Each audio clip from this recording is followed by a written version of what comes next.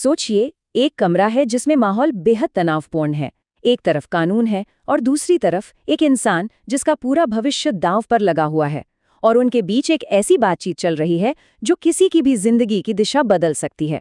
आज हम ठीक उसी खास नियम को समझने वाले हैं जो ऐसी बातचीत को एक कवच देता है।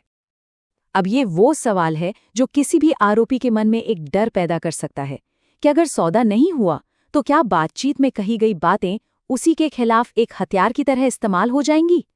आज हम इसी मुश्किल का हल समझने जा रहे हैं। तो चलिए सबसे पहले उस स्थिति को समझते हैं जब कोई आरोपी प्ली बार्गेनिंग यानी कि सौदेबाजी की प्रक्रिया में शामिल होता है।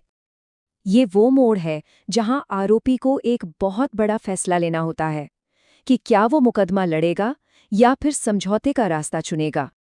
अब यहीं पर मामला थोड़ा पेचीदा हो जाता है। देखिए, इस प्रक्रिया में शामिल होने के लिए आरोपी को एक एप्लीकेशन में अपने केस से जुड़ी बातें सच सच बतानी पड़ती हैं। इसका मतलब ये हुआ कि उन्हें ऐसी जानकारी देनी पड़ती है जो शायद उन्हें मुश्किल में भी डाल सकती है। और यही तो सबसे बड़ा डर है। अगर बातचीत सफल नहीं हुई तो क्या उनके दिए हुए बयान ही उनके खिलाफ सबूत बन जाएंगे। ये डर किसी को भी खुलकर बात करने से रोक सकता है। और ठीक यहीं पर कानून का एक बहुत जरूरी नियम काम आता है। तो फिर इस पूरी समस्या का हल क्या है? इसका जवाब हमें मिलता है भारतीय नागरिक सुरक्षा संहिता 2023 की धारा 299 में। अब देखिए, कानून की भाषा थोड़ी मुश्किल लग सकती है ना? लेकिन इसका मतलब बहुत सीधा सा है। प्ली बार्गेनिंग के दौरान दिया गया कोई भी बयान सिर्फ और सिर्फ उसी प्रक्रिया के लिए इस्तेमाल हो सकता है और कहीं भी नहीं। बस इस नियम को एक सेफ हार्बर यानी एक सुरक्षित पनागाह की तरह समझा जा सकता है। ये एक कानूनी कवच है जो आरोपी को बातचीत के दौरान पूरी तरह से बचाता है। ये नियम कितना बड़ा फर्क पैदा करता है, ये देखना वाकई दिलचस्प है। सोचिए, धारा 299 के बिना आरोपी का बोला हुआ हर शब्द उसी के खिलाफ इस्तेमाल हो सकता था, एक कन्फेशन की तरह। लेकिन इस नियम के साथ उसके बयान पूरी तरह से सुरक्षित रहते हैं। ये तो बातचीत का पूरा नजरिया ही बदल देता है। तो ये सेफ हार्बर आखिर है क्या?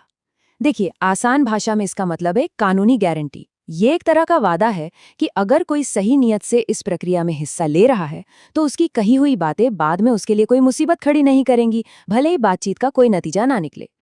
पर सवाल ये उठता है कि आखिर न्याय व्यवस्था में इस तरह की सुरक्षा इतनी जरूरी क्यों है? इसका असली मकसद क्या है? देखिए, सबसे जरूरी बात यह है कि ये सुरक्षा बहुत बड़े दायरे में काम करती है। ये बयानों को न तो कोई एडमिशन मानती है और ना ही जुर्म कबूल करने का सबूत। और ये प्रोटेक्शन सिर्फ मौजूदा केस पर ही नहीं बल्कि भविष्य में होने वाली किसी भी कानूनी कार्रवाई पर भी लागू होती है। इससे होता ये है कि आरोपी बिना डरे ईमानदारी से बातचीत कर पाता है। तो कुल मिलाकर देखें तो इस नियम का मकसद न्याय व्यवस्था को ज्यादा निष्पक्ष और असरदार बनाना है, क्योंकि जब दोनों पक्ष बिना किसी डर के खुलकर बात कर पाते हैं तभी किसी सही और न्यायपूर्ण समाधान तक पहुंचना मुमकिन हो पाता है। और अंत में एक सवाल जो सोचने पर मजबूर करता है, क्या एक ऐसा कानून जो बातचीत को इस तरह की सुरक्षा देता है वाकई न्याय के रास्ते को सबके लिए ज्यादा निष्पक्ष और बेहतर बनाता है?